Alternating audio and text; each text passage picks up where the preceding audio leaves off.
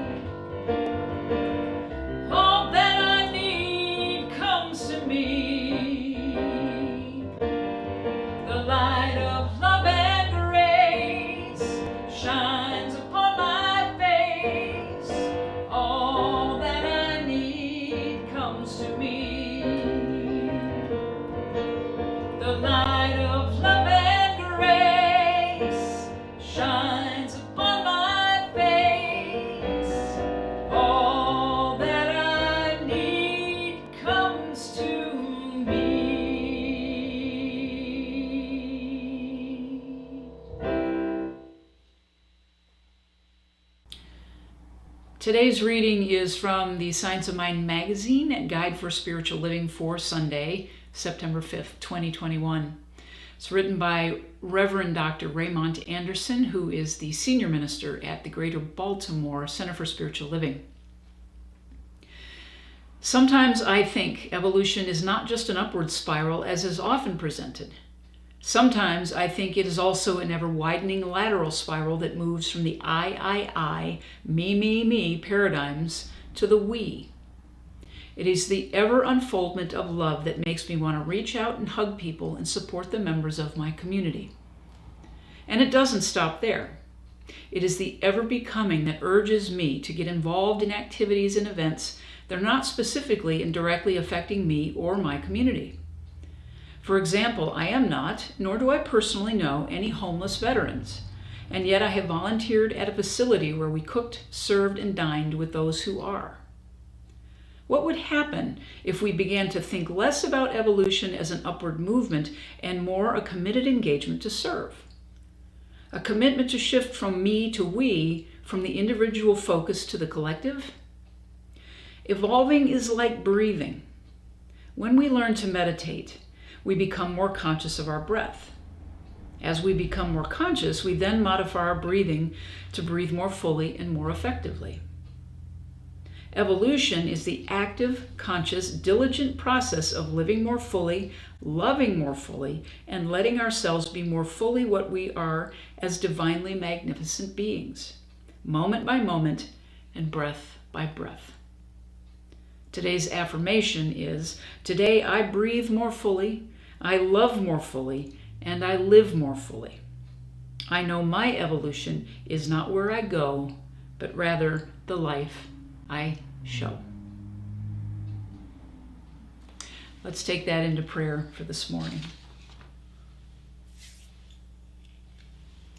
And breathe into that truth. It is not where we go, but the life that we show. And so I know this morning that life that we show is that divine expression. It is that presence and that power, that one being, that one indestructible and self-existent cause that moves in and through and as us. It lives and moves and has its being in us. And I know and I affirm that this morning, that we move into that place of showing more life, of showing, demonstrating that we know that life exists within us. And I know and affirm that we don't ever move into that place of thinking we are ever separate from it. No, we go into that place knowing and affirming today that every time we take a breath, it is a conscious breath. The conscious breath of life in us. So that anything that we experience, anything that comes at us, anything that looks like chaos or disruption or dis-ease in our lives is calmed by the truth of knowing that truth, that there is only that one presence, and it is in and through and as all of us. And we can rest in that. We can relax in that. And so knowing that this presence is here supporting us and it moves through that law that we give our word to, that neutral law that only says yes, I know and affirm that life today and the life that we show, that all of us show, is good and very good because it is the life of God. And therefore it is good because it is God, and it cannot be anything else but good. And so with gratitude of knowing this truth, I simply release it, let it go.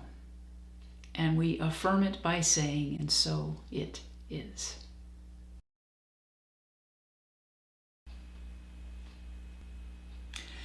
All that I need comes to me. I like specifically the third verse of that song for today's lesson, today's message. The mind creates all things, into my life it brings. And the end of that line is sweet rain that washes me clean. What I want to discuss today is the consciousness of prosperity, the sinking of the sinking, not sinking like a sinking of a ship, but in synchronicity with the substance of life, that ineffable stuff that in quantum physics is the field of infinite possibility. And our alignment with it is very, very important to what we would like to manifest in our lives. This last Wednesday, Reverend Jill started the book study of the classic metaphysical New Thought text, Eric Butterworth's Spiritual Economics, and the subtitle, The Principles and Process of True Prosperity. Often when we hear the word prosperity, we've been conditioned to think that it is just about money and material things. And I am here to tell you that this book will blow that out of the water for you, as will most prosperity studies. Once you get into them, you recognize that money is really just an after effect of having a consciousness, a full-blown consciousness of prosperity, of aligning with the truth that exists in the infinite possibility. It's kind of a mouthful, kind of a brainful, isn't it? So let's start. Let's start with that. There is that field that exists, and it is that place in God. If we go back to actually the first principle in unity, which is God is all there is. God is good and everywhere present. And that sounds like a nice thing. Okay, well, God, all there is, and then what about God and things that don't work out the way I want them to? What about God and things like we just had in this country in Louisiana, Hurricane Ida, and the aftermath of that storm that continued up the East Coast and spawned tornadoes and massive flooding through numerous states? What if, there's God, and what about the wildfires on the West Coast? There's God, but then there's what's happening in Afghanistan.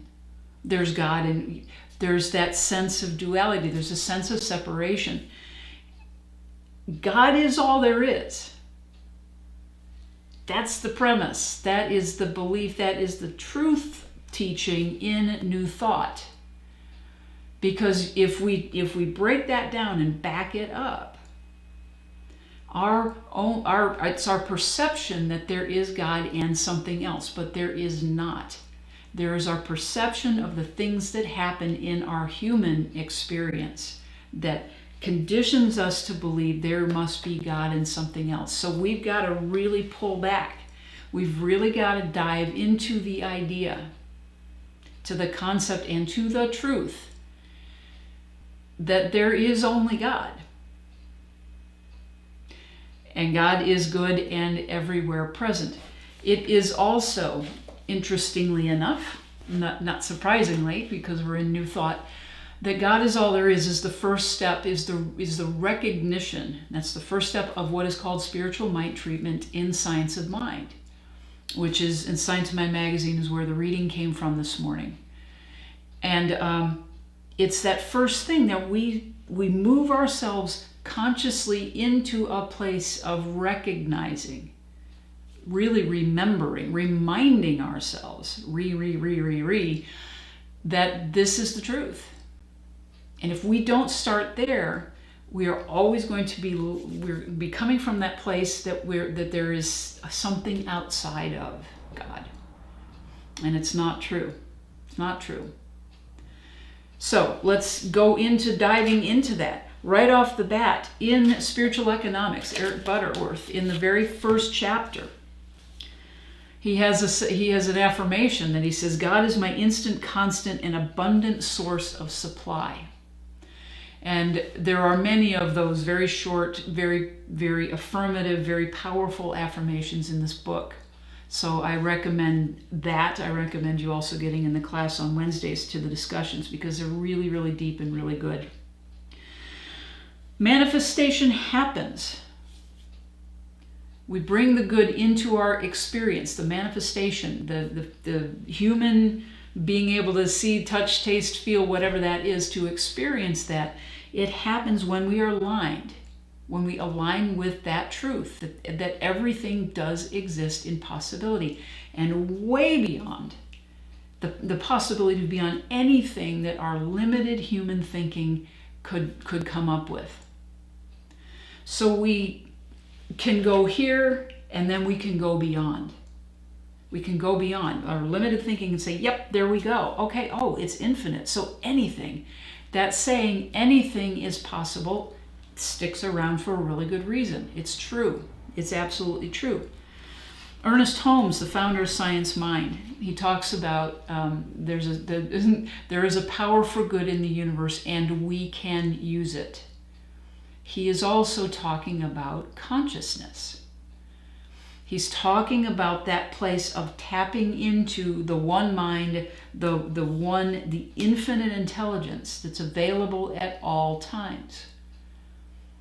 The second step of spiritual mind treatment is absolutely the unification and realizing we are, as human beings, we are divine expressions. We are God expressing in and through and as us. We are the human expression, the unique, individualized human expression of that one infinite presence, that one power, that one love. So two really big concepts that we have to get a hold of in order to get to the place where we align with the infinite possibilities so we can bring those things into our lives. We can manifest them. There is a concept that I got throughout my my ministerial training, and I've heard this for years. I've been in the science of mind and religious science practice for about 25 years, and I'm about unity, familiar with unity principles and the similar things that are taught and practiced for about 20. And this concept really landed for me about prosperity when it was backing up to that place that said, yeah, you wrap your head around this idea that there's all this stuff, but here's the key is there's a reciprocal relationship that we have with Spirit, with God. We receive divine guidance through our intuition, through our insights, through those I'm picking up, I'm getting guidance, I'm knowing something without knowing why I'm knowing it. That is an indication that you're getting a little bit of a download from Spirit. So Spirit gives to us these ideas. It puts a desire in our hearts. It has a divine pattern for our lives, a divine purpose for our lives. And when we recognize that we're getting that, we are receiving something from Spirit. We turn right around then and say, okay, well, I would love this. I would love to experience this thing. I would love to experience this kind of a relationship in my life. I would love to experience financial wealth and prosperity, financial freedom.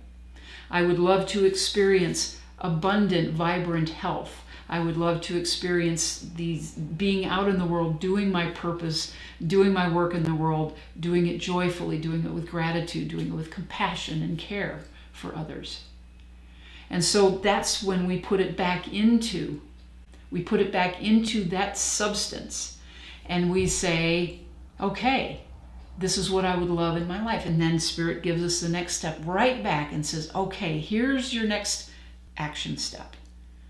Take action on this piece of guidance that I'm giving you, and you're going to find that these things are going to start manifesting in your life. The right person's going to show up at the right time, the right piece of information, the right answer to a perceived problem. Boom, boom, boom, boom. And the next thing you know, you're in the flow. Day in and day out, in the flow of being able to hear the guidance, feel the inspiration, feel the intuition, take an action step on it, and there it is. In human experience, you've just manifested that thing. It's very quick. It's a little kind of unsettling at sometimes. We had someone in the class on Wednesday night. I participated. I like hanging out and watching Jill teach and being in on the conversations. And someone shared from this book that Jill taught would have been about 3 years ago, and previous prosperity classes, and started to recognize how it worked in her life. This person was describing that it started working so quickly, so she could depend on it, that it scared her. And she had to say, well, if this works, and if this is true, and it really does work, I have to be really careful about what I say I want in my life. And so it brings us right back to that place of consciousness, of being aware of what it is we say we would love. The thing that we have to pay attention to and we have to become very aware of are our unconscious thoughts, our paradigms, those beliefs that run in the background that are what are the juice behind the words that we say, the things that we want in our life. It's really important to recognize that we hear a lot about how the words matter, especially in New Thought. And there was a period of time where it was all about, be careful what you say. You're going to manifest this. Be careful what you say. And words are absolutely important, but more important behind that, back of those words, are the intention, are the consciousness with which you are saying them.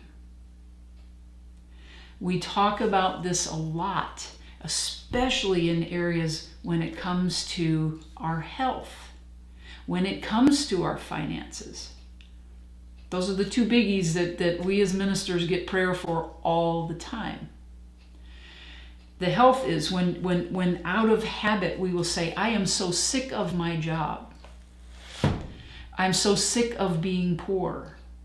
I'm tired of being poor. I'm tired of struggling at work. I'm tired of having to work so hard and never getting anywhere.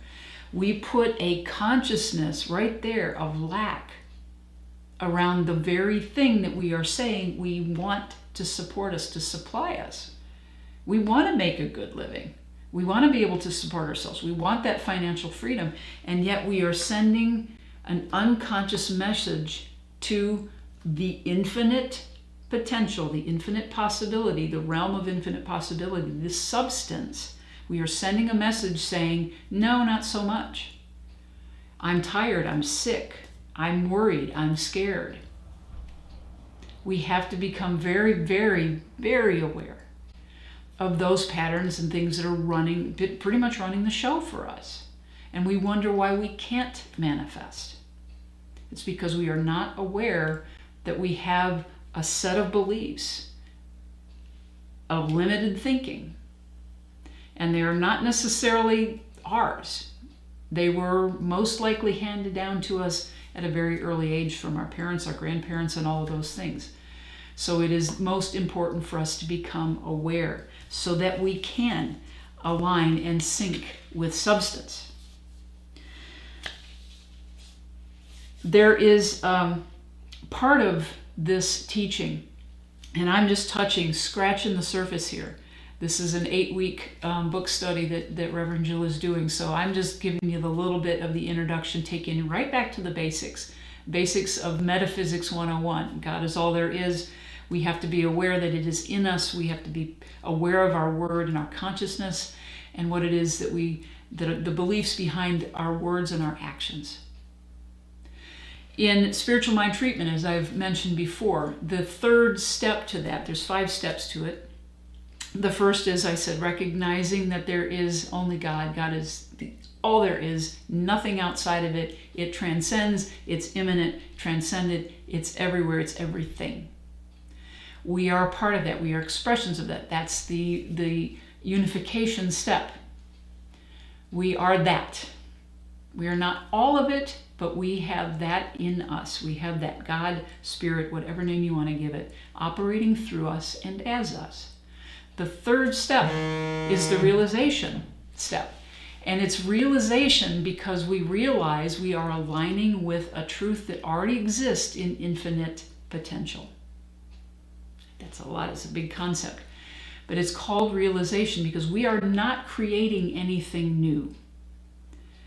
We often hear that we are co-creating with spirit. We are co-creating our experience. And to a degree that is true, but we are not ever, as human beings, we are not ever creating anything that doesn't already exist in infinite potential. We are simply aligning our consciousness and we are realizing, oh yes, it exists. And I can have it as soon as I match the vibration of that thing, that experience. It is the consciousness that brings it into manifestation, not just the words and not just the thought. Okay? So the fourth step in spiritual mind treatment is actually giving thanks. And Butterworth talks about this in his book as well. The power of giving thanks in advance for that thing that you wish to manifest in your life. If you think about it logically, the spiritual logic behind this is, of course you would give thanks. It already exists. And when you realize it and you see it and you align with it, yeah, baby, it's going to happen.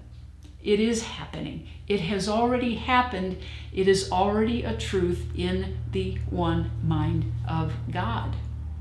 It is already a done deal in infinite potential and possibility. We are simply moving ourselves into that place that when we can feel it.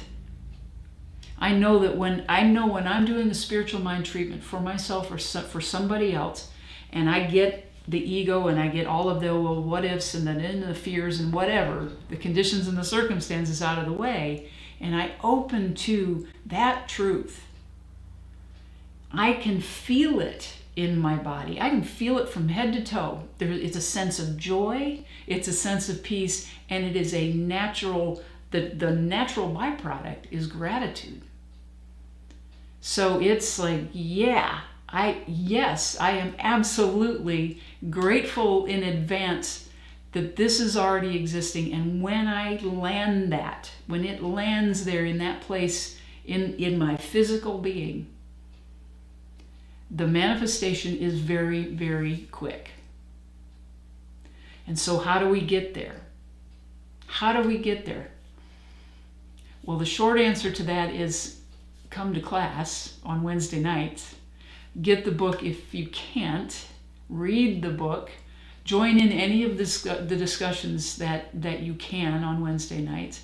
And watch the next talks that Reverend Jill and I do on the rest of this book over the next several weeks.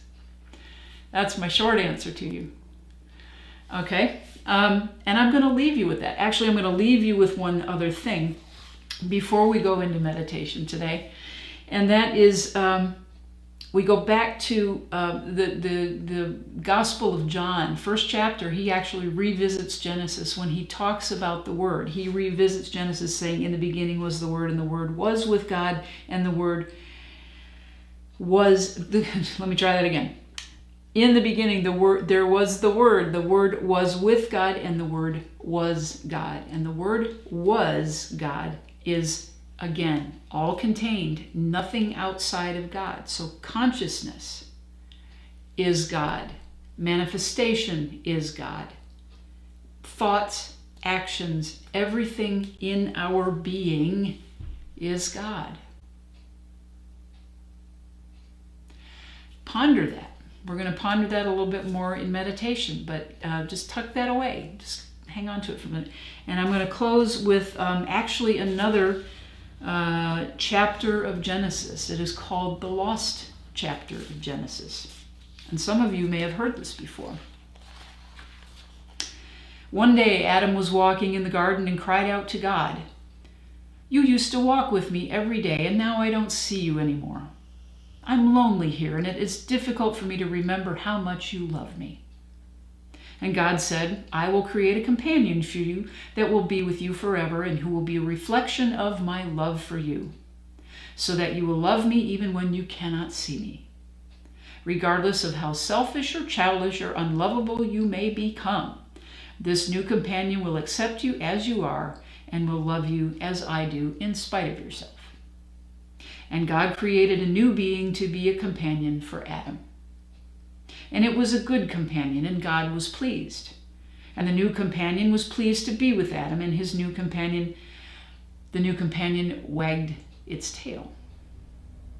And Adam said, Lord, I have already named all the animals in the kingdom, and I cannot think of a name for this new arrival, this new animal. And God said, because I have created this new animal to be a reflection of my love for you, its name will be a reflection of my own name, and you will call him Dog. And Dog lived with Adam and was a companion to him and loved him. And Adam was comforted and God was pleased. And Dog was content and wagged its tail. After a while it came to pass that Adam's guardian angel came to the Lord and said, Lord, Adam has become filled with pride. He struts and preens like a peacock and believes he is worthy of adoration. Dog has indeed taught him that he is loved, but perhaps too well. And the Lord said, then I will create for him a new companion, who will be with him forever and who will see him as he is. This companion will remind him of his limitations, so he will know that he is not always worthy of adoration. And with that, God created cat. So in joyous gratitude, let's take a moment to connect with that power that made the universe. This beautiful earth, the place you are seated, wherever you are watching from, geographically anywhere on the planet and the chair you're sitting in now. God created all of it. This power created your loved ones, your perceived enemies, and yes, the animal companions that bring us joy and comfort and unconditional love. So, settle in with an easy smile on your face to the lightness of laughter, and make sure your feet are planted firmly on the floor. Make sure your arms are uncrossed, and just breathe. And if you feel so inclined, gently close your eyes or leave them lightly open. Just set your gaze down and relax as best you can. And as you breathe in, imagine the joyful lines of a joyful light. Energy going out through the bottoms of your feet, grounding you deeply into the earth, and the rest of your body being warmly and lovingly and effortlessly held in perfect alignment. Breathe into the relaxation and just be in the enjoyment and rejuvenation of relaxation right here. Just be. And as you relax, you gaze around and notice there are lines of light radiating from the center of where you are sitting. Millions of these lines emanate from your heart center in every direction. It's as if you are seated perfectly centered in the middle of a globe. So now you begin to recognize that you are surrounded by 360 degrees of possibility. With childlike wonder, you see these lines beam out from you. They're like lasers of all colors and intensity. There's a deep sense of calm and joy as you recognize that every single one of these beams is imbued with love. As you enjoy watching these lines emanating from you, you begin to notice other lines reaching toward you. These are the strings of lights from every other being on the planet crossing paths. Sometimes the other lines seem to move right past, but at other times, the most dynamic times, The lines collide and explode in vibrant color, just like fireworks or a lightning storm. This is where we connect. This is where our hearts connect with others. This is where our minds connect with other minds, and possibilities we could not see before come clearly into view.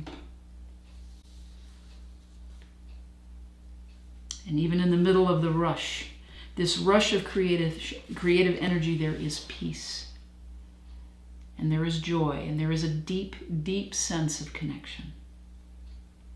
An absolute knowing that all is well and you are exactly where you are supposed to be.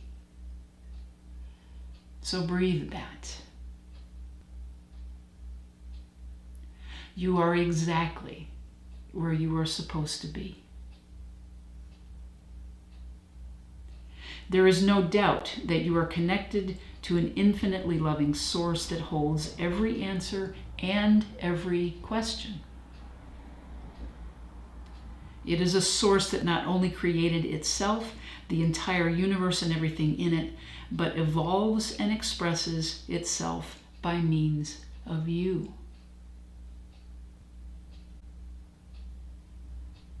What an amazing and wondrous power you are.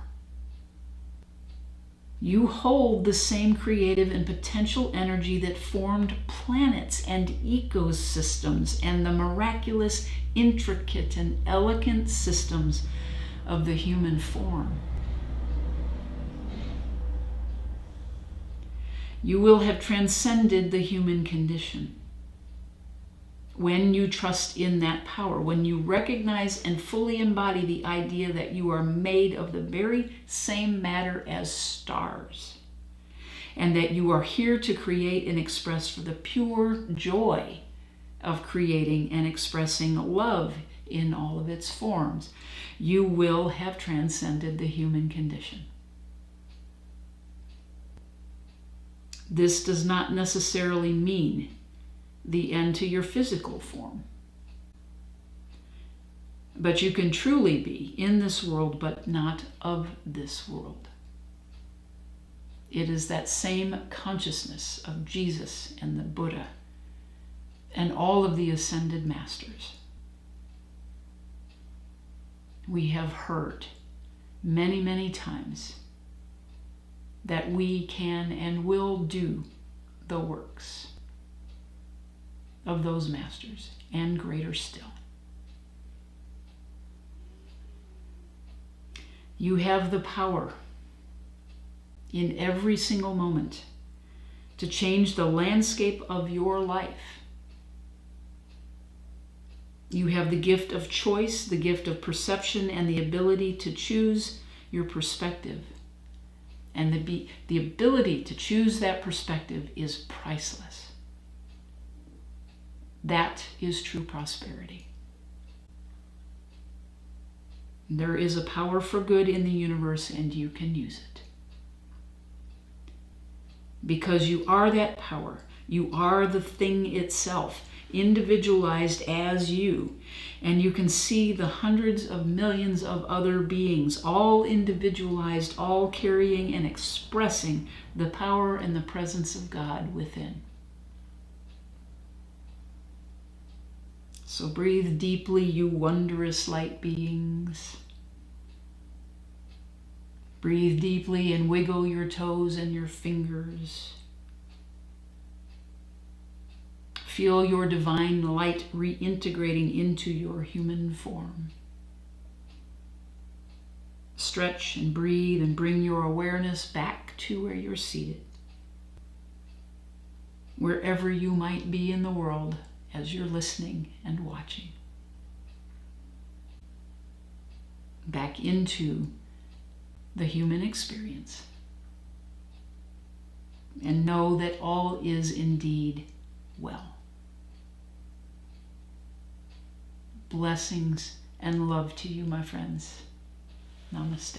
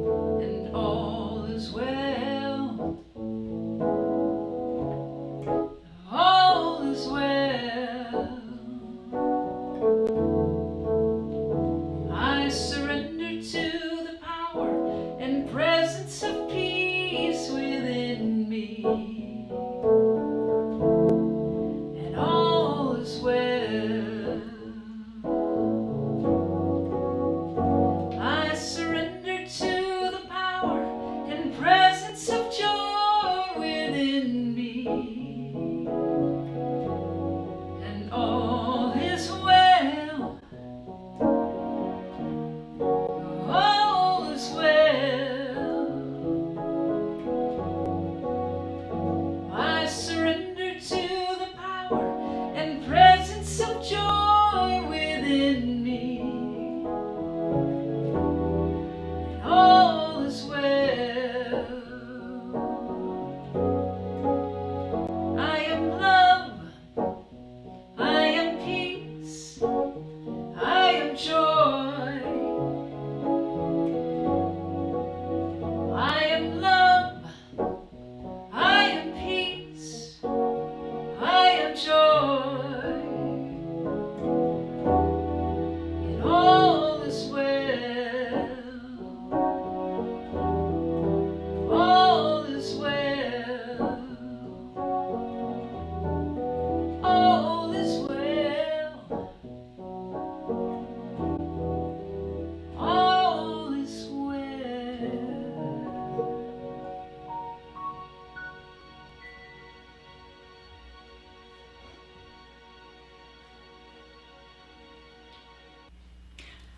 I'd like to thank myself for the music today.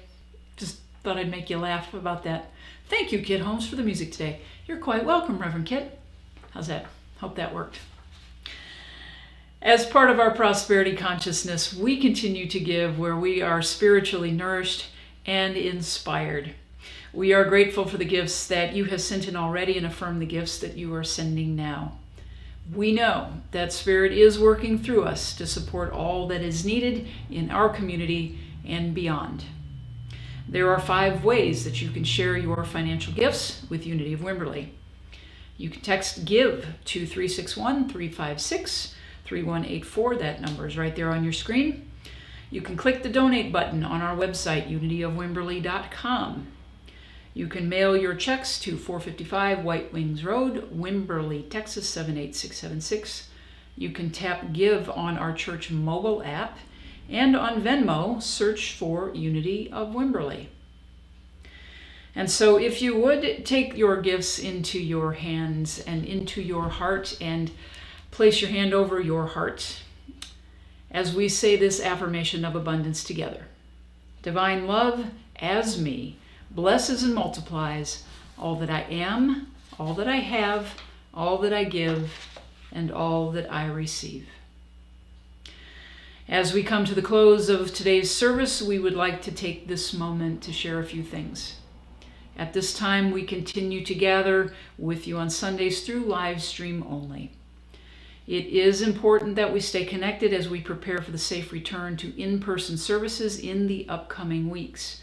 Please, please, please read your e-newsletters and the emails from us. Check on social media, all the places we have. We have bunches of places for you to get information, including the website.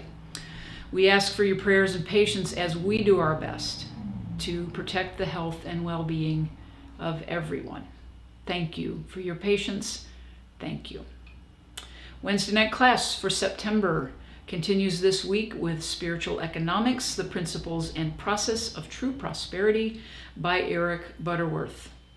Join Reverend Jill for this 8-week class on one of the great classics in New Thought. Currently, this class is on Zoom and will remain that way for the near future.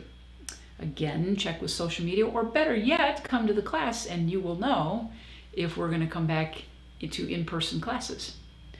Books are available on Amazon as well as on the kitchen counter at the church for $10. Please email Leah if you want to come by and pick one up. It's business@unityofwimberley.com. That's where you can get a hold of her.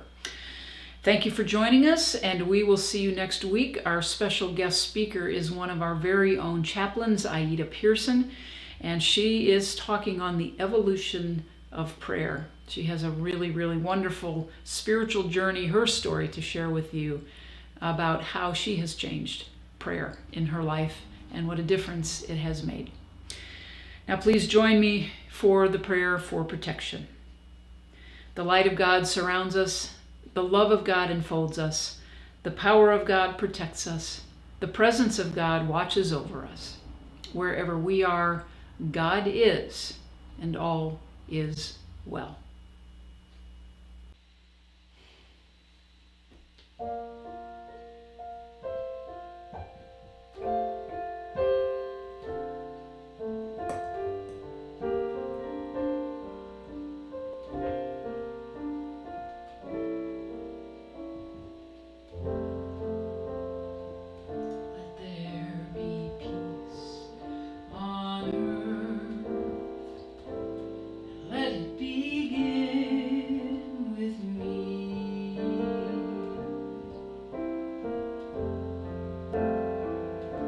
There be peace on earth, peace that was meant to be.